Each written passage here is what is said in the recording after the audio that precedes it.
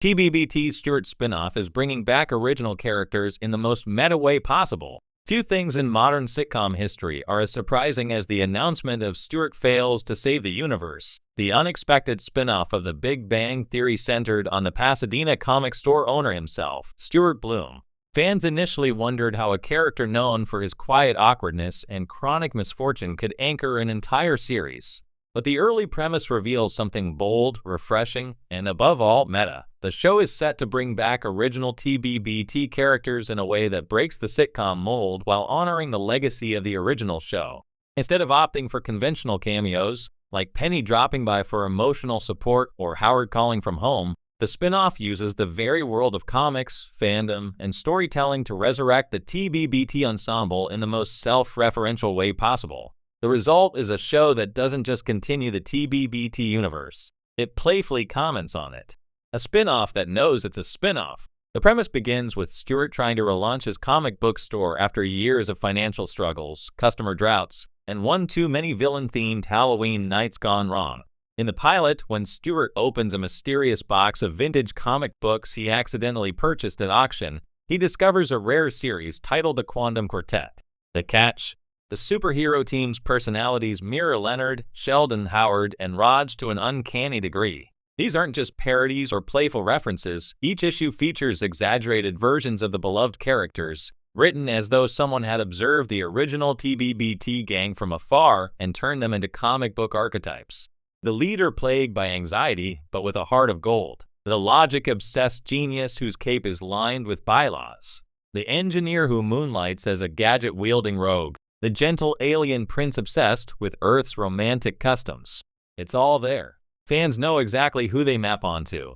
As Stuart reads the comics, scenes from the panels come to life on screen, complete with stylized costumes, pulpy dialogue, and meta-commentary. Instead of bringing back the original cast literally, the show reintroduces them through fictionalized counterparts, giving viewers a mix of nostalgia and fresh reinterpretation. The characters appear, but as comic book creations, voiced or occasionally cameoed by the real actors in surreal, fourth-wall skimming sequences. It's not just nostalgia. It's commentary on nostalgia. Stuart's multiverse of merchandising. The spin-off's creators clearly recognize that Stuart's comic store is the perfect storytelling lens through which to view the original characters. Comics, after all, are built on reinvention, reboots, alternate universes, retcons, exaggerated mythologies. By filtering TBBT's original cast through the pages of the Quantum Quartet, the show celebrates how fans mythologize their favorite characters long after the cameras stop rolling.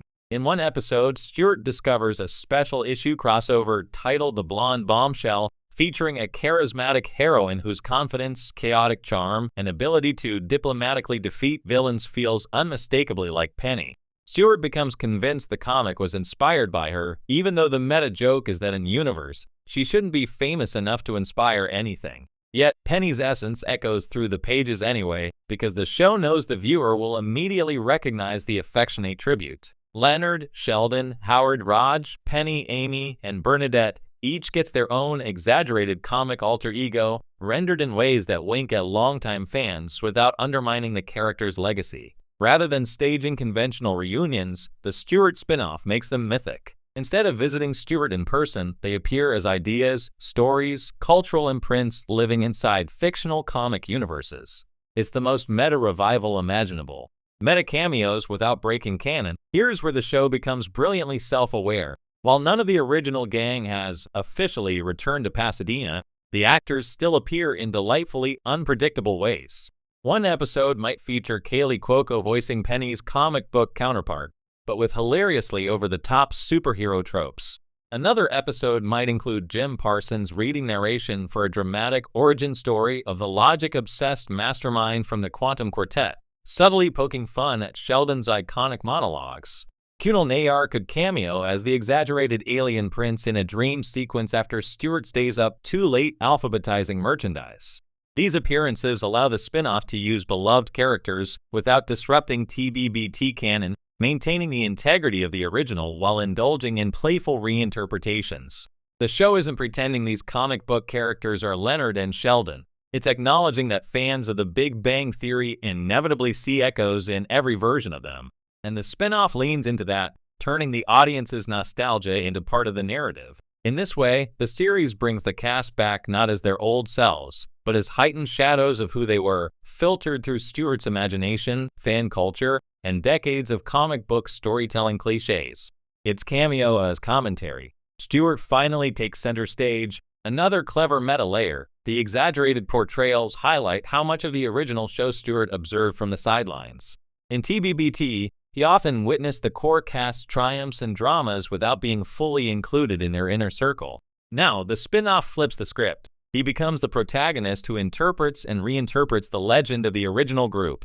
By reading the comics, Stuart starts to confront how he saw Leonard as a heroic figure, or how he considered Sheldon an unstoppable force of nature rather than just a roommate with a rigid bathroom schedule. The comic book versions reflect his biases, insecurities, and admiration, creating a fascinating blend of character exploration and metafiction. The spin-off uses these fictional superhero versions to let Stuart unpack what the original characters meant to him.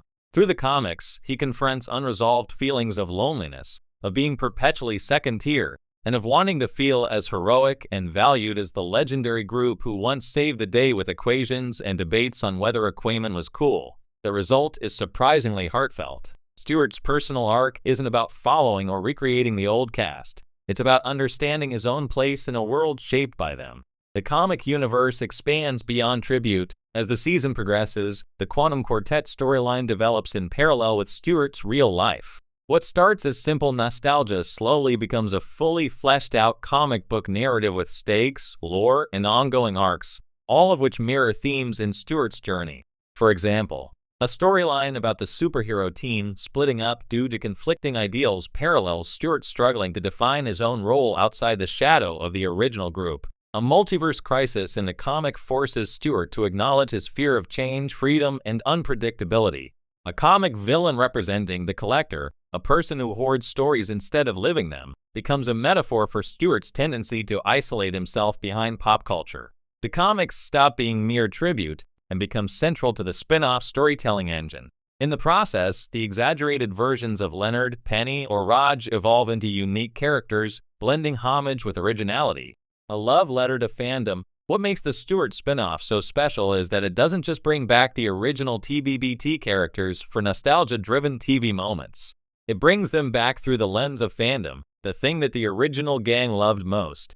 Stuart engages with stories the same way fans do, by seeing bits of himself in the characters, by elevating his friends into mythic proportions, and by using fiction to process real emotions. It's a show that acknowledges how fandom keeps characters alive, how stories evolve beyond the creators, and how the people we admire become symbols in our personal mythologies. By making comic book versions of iconic characters a central mechanic, the spin-off playfully highlights how the Big Bang,